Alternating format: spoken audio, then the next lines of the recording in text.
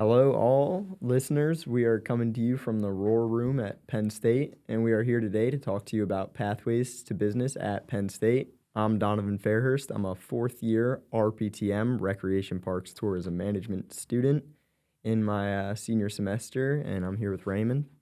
Yep, and I'm Raymond. I'm also a senior, and I'm in the Biorenewable Systems program in the College of Agricultural Sciences. So I think a good start would be talk about how Penn State has set you up to achieve your career goals. If you wanna start on that one. Yeah, happy to kick it off. Well, so Penn State has been a super, super unique experience for me, and I'm sure it has been for you too. Yeah. But for me, when I first got here, I was a little bit confused with all the different opportunities that we have going on, right? But thankfully, there were some super awesome mentors, graduate students in the College of Agricultural Sciences, and they helped me discover all the cool things that we do with extension and research.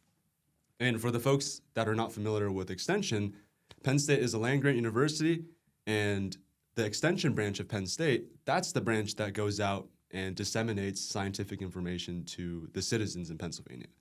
And so by doing that kind of experience, you get the chance to talk with all the people, learn the problems going on the ground, and just get a lot of exposure doing stakeholder engagement and talking about science.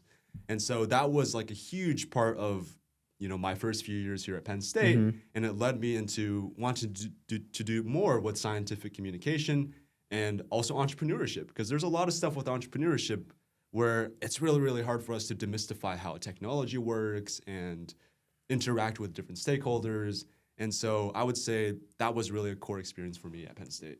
Yeah, so I think it helped me reach my career goals in a different but similar way. Some of the parts you mentioned, like talking to other people actually in the field, that was definitely how I got my setup. I think the tool of being able to communicate with others is the most useful tool we have, and our phones nowadays with like stuff like LinkedIn and email.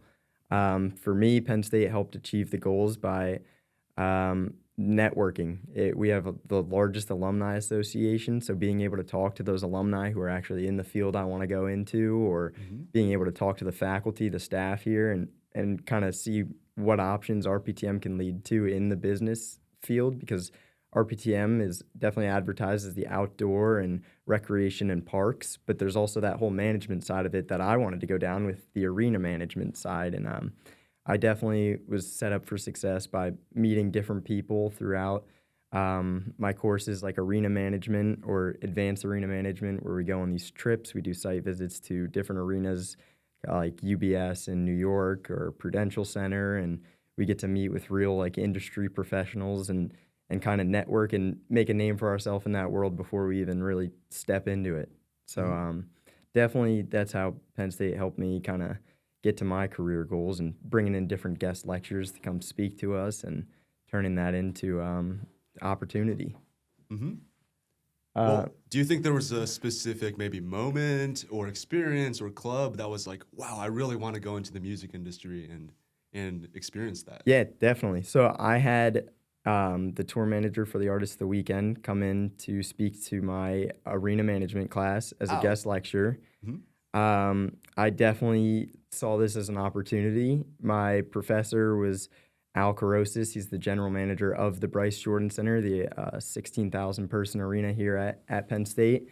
So I guess I'd started from the start there with, as soon as I got in that arena management class, I knew Al was a person who's going to be my connection to this. It was the start of that arena management class where I was like, this is an opportunity. This guy is connected to everybody in the music industry. That's where I want to go. I knew my passion was in working in music on the management, the business side of things. And I saw this as my opportunity, kind of catch lightning in a bottle, especially when he said that the tour manager was coming in for the guest lecture.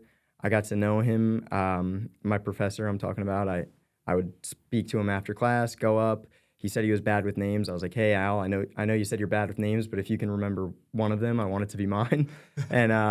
And I just, stayed on top of that, built up that relationship. So by the time the tour manager was coming in, he had some strong recommendations, and he was able to talk me up. And then I had to represent myself by doing all the research, asking the questions, and kind of turn that into an opportunity to work for him. So, Mm-hmm. yeah, that was definitely a moment. How about yourself? Do you have a moment where it really struck you?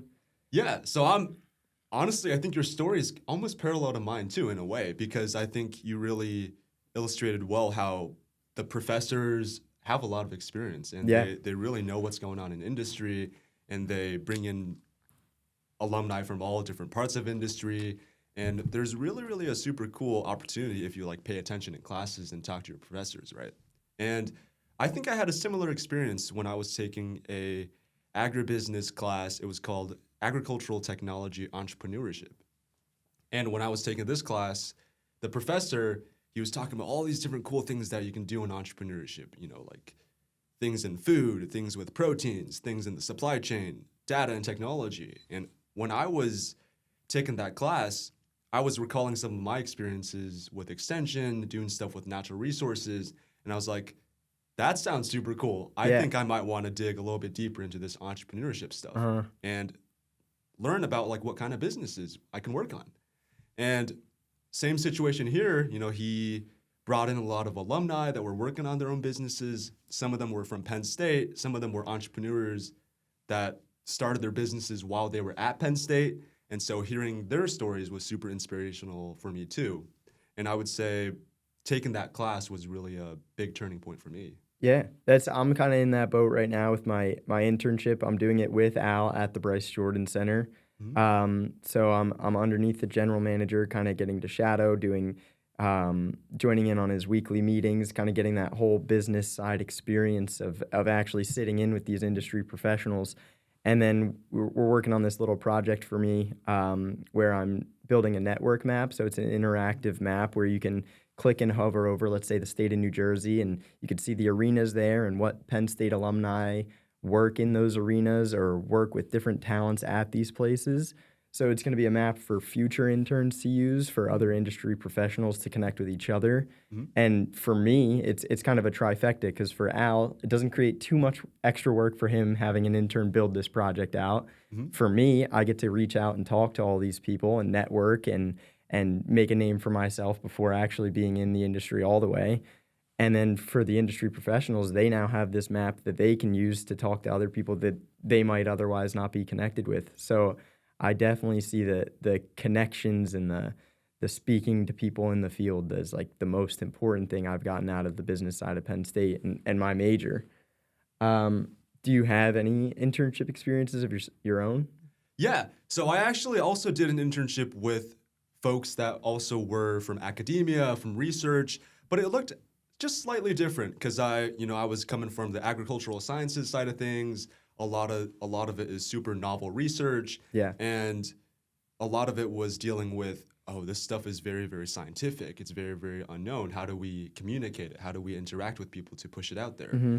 And so one of the internships that I did this past summer in 2025 was with a group called the Internet of Things for Precision Agriculture. Yeah. They're a $50 million National Science Foundation funded research center that's working on all types of sensors for agriculture.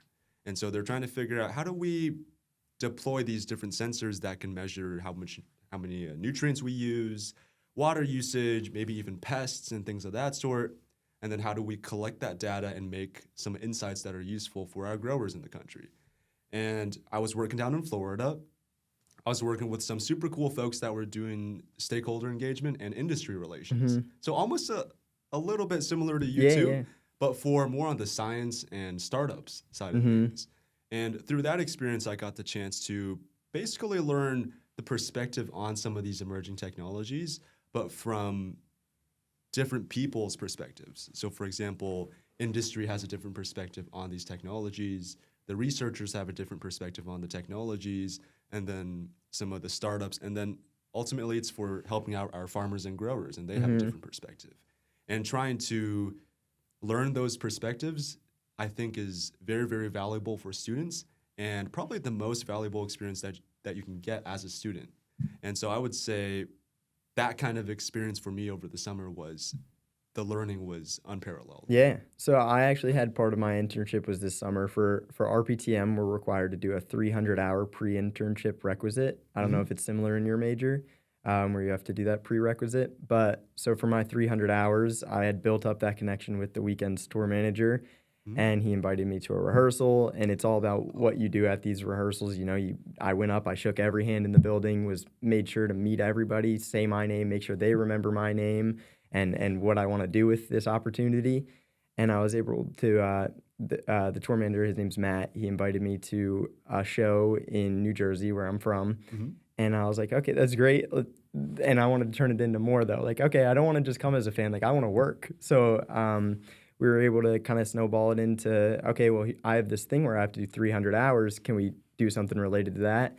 And Matt gave me the opportunity to come do 3 shows, the first 3 shows of the tour. And it was in New York, Boston, and Minneapolis. And then I was kind of supposed to be done. There's my 300 hours, because in that industry, you get 300 hours in 2 weeks.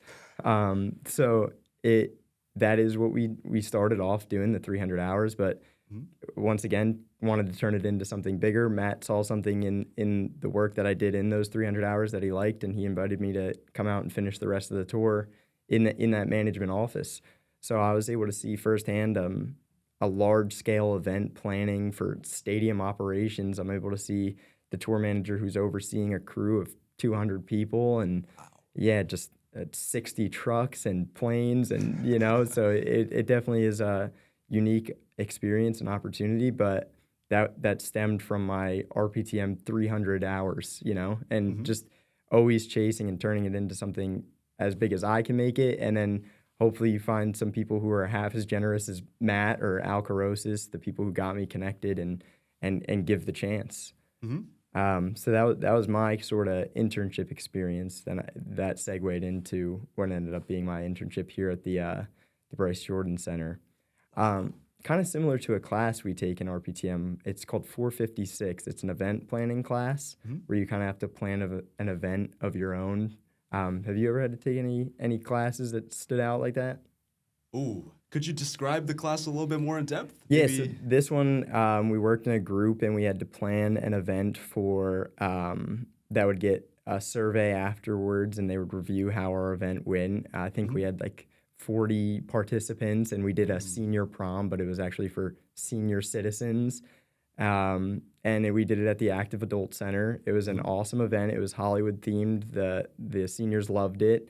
But it's kind of, you work the whole semester building out this plan. You do a feasibility study. You do everything leading up to actually putting on an event. So that was sort of that class.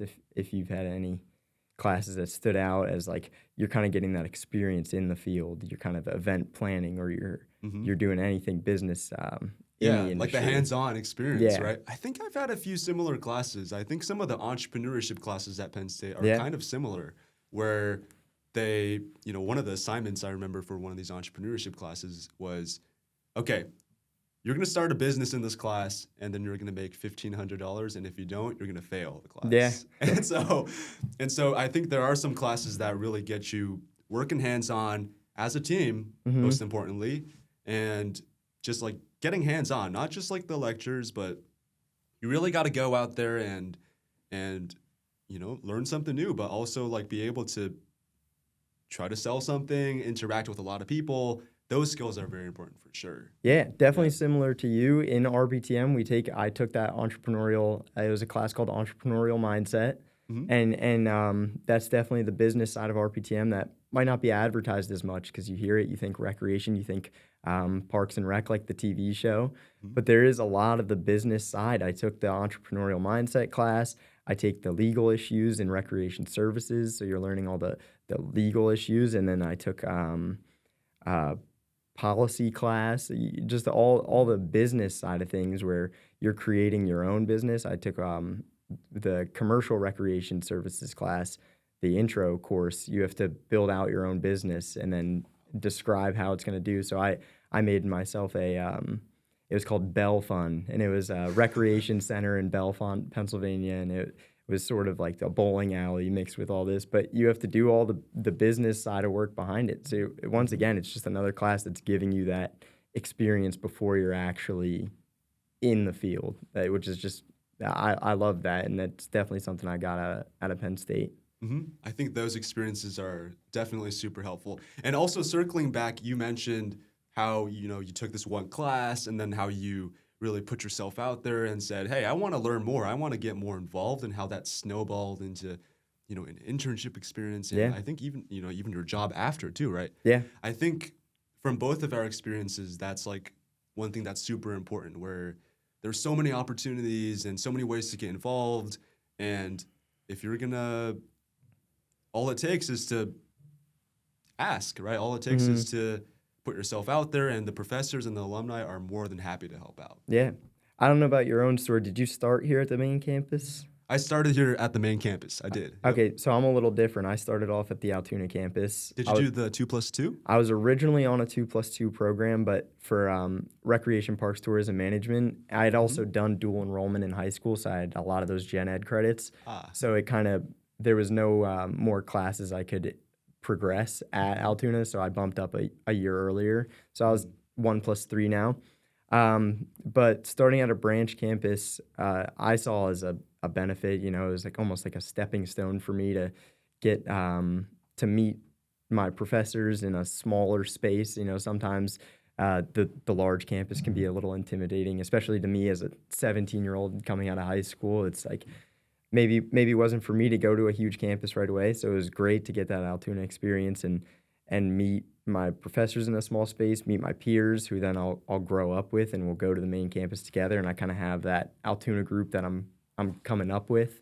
Was it any different starting at main campus? Did you notice any differences compared to my experience at a smaller Altoona campus to start? That's a great question. I'm curious, how many students are at the Altoona campus? I couldn't tell you exactly. My guess would be around 3,000. It was almost the size of a larger high school. You were able to know every face on campus if you went and you put yourself out there. So by the end of my year there, I could pass somebody in the hallway and say hello. And I think that's one of the important things, just being able to do that, just saying hello to everybody, because you never know where your classmate next to you is going to end up. So yeah. Well, it's actually funny. I'm pretty sure the number of students in the College of Agricultural Sciences is also around 3,000. So just as big as mine. Yeah. Now, of course, they're going to be intermingling with like probably 40 or 50,000 students here at Penn State. Yeah. But I think one thing at least the College of Agricultural Sciences does pretty well is we have a lot of events that brings this huge kind of family together in smaller events. Yeah. And so we'll kind of see the situation where, you might be studying like social sciences in the College of Ag. I might be engineering, but we'll continuously bump into each other because of these events. Yeah. Have you had any leadership opportunities like that time you spent down in Florida? Did you kind of get some leadership skills down there? Or? Absolutely. I think that experience down in Florida was super valuable because it was a very open-ended internship. It was doing industry and stakeholder relations for this group working on agricultural technology.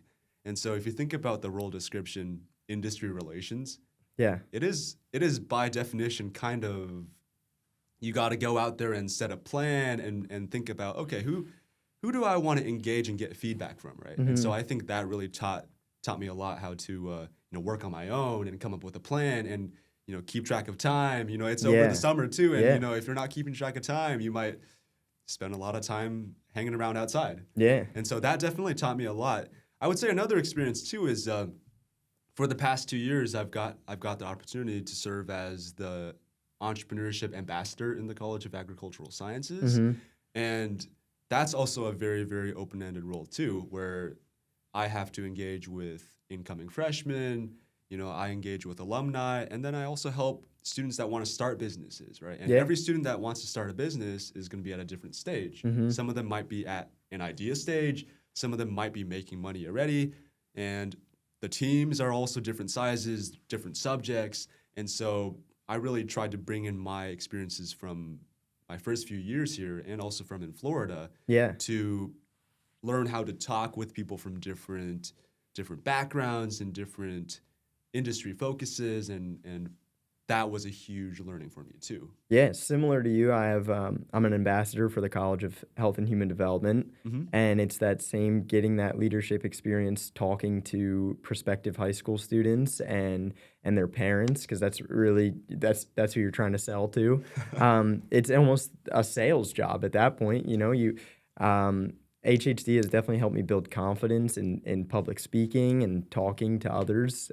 You work in these groups on panels where you have to piggyback off of what these other students' ideas are, and you guys have to, really sell your major.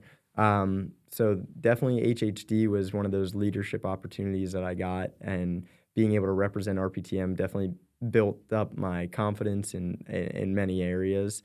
Another leadership opportunity I had is we take a class in RPTM called Leadership and Group Dynamics. That's a fun class because you get to kind of see the different roles of how a group works.